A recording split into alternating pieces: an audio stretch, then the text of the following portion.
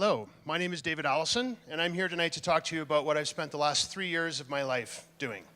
A big body of research that I like to think of as a blank slide. There we go. I believe this is the most foundational disruption of all. It doesn't get any more disrupty than this. This is about as disruptiveness as you can possibly ask for, and we're going to go through this tonight. And the reason for that is that this is the base level of pretty much everything that we do in our day, everything we do in our world, everything you've seen since you woke up this morning has been based on demographic stereotypes.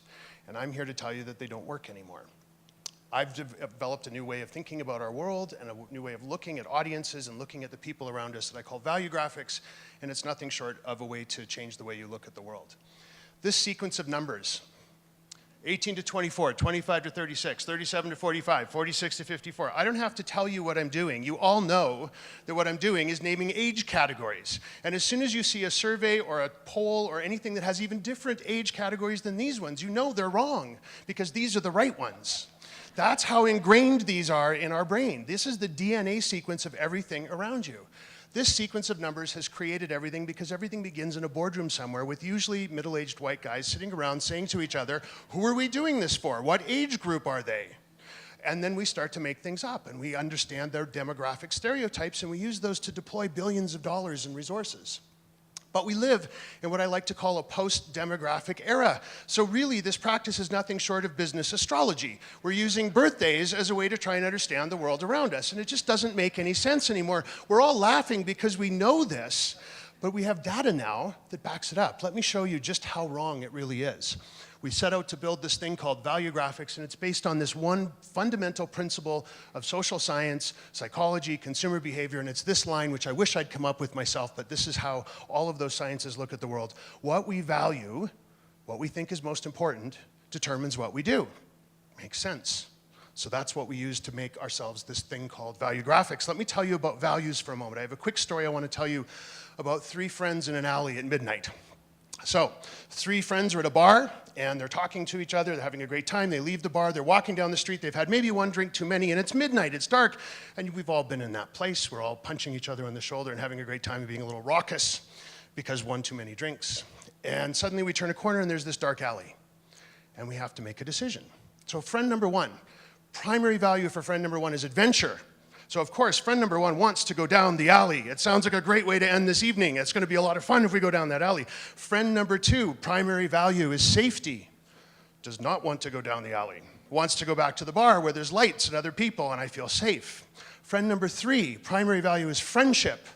Doesn't really care whether we go down the alley or go back to the bar as long as we do it together. That's all I care about. Now notice each one of those scenarios, same input, same stimuli, same situation, same night, 3 different people. Who cares how old they are? They've reacted to the situation based on their primary value. So that's what's powerful, not whether you're 18 to 24, 25 to 36, or one of those other categories. So now for the first time in history, we can replace that guesswork about what are people going to do when we show them this, we build them this, we design them this, we say this to them. We can replace that with data.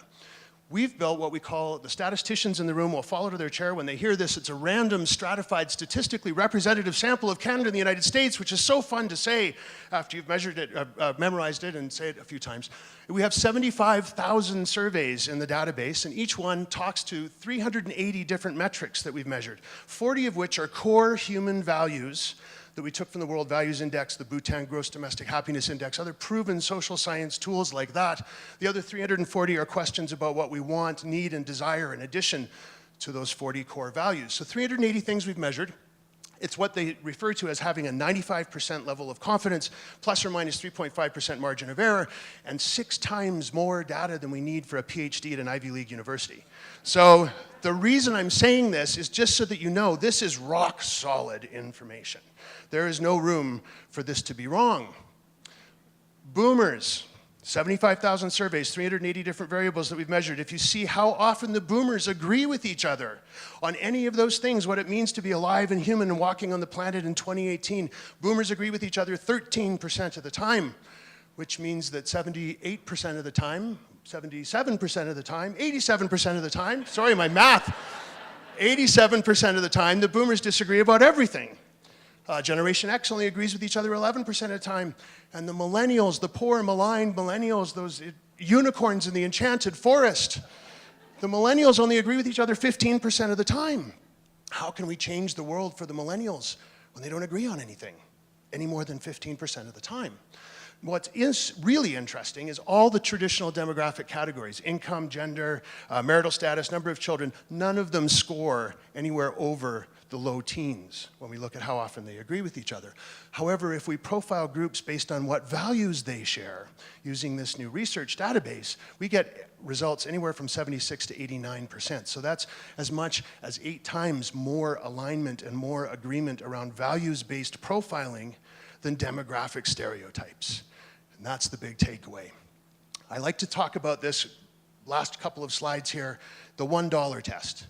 If you're going to do something for a group of people and you have $1 to spend, you're going to make a marketing campaign, you're going to design a product, a service, a brand, an institution, a philosophy, an idea, and you spend $1 and you target based on what you know about them from a demographic stereotype perspective, you're going to get 13, 14, 15% of them to agree with you at any given point in time.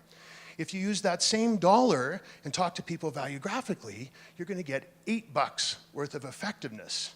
So that means corporations and institutions that are in things to make a buck, they will adopt this rapidly. At least that's the hope. And we can end all this nonsense about demographic stereotypes. The best path to this being something that we all accept and it just becomes part of our life is if it can make someone $1. And I think that's a really good thing. Because I believe, I get a little choked up about this, but I believe that a world based on the things we all care about our values, is going to be a much better world than one based on outdated ideas about who we are and when we were born, whether we're men or women, or whether we're rich or poor. That stuff shouldn't matter anymore. And that's all I have to say. Thank you very much.